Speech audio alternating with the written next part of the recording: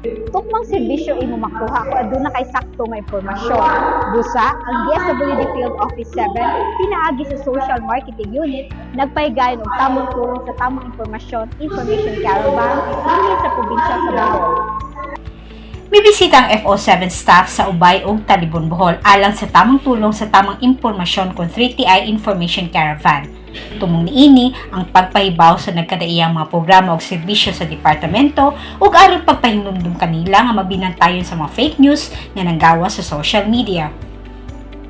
Nga koan nga panahon daghan may mga fake news nga koan karang nikalat ag ato alang buhaton kay kanang dapat kuanta karang mo susita kung unsay tinuod o unsay real nga kanang information. Ini mga brother itong kay direktor, karon tayo mga ng mga dakigig katabang.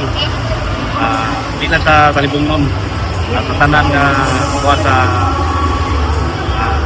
community ng DSWD. Ako lang nagkasulti ka, salamat ko nga naimbitahan mayroon madungagan ang mga hibawan ilang sa pagtawid sa mga programa sa DSWD. Para tayo, salamat. Alang sa mga insaktong pasayuran, bisita ang official social media page sa DSWD Field Office 7. Kini si Charmaine Tamara alang sa DSWD Central Visayas City. DSWD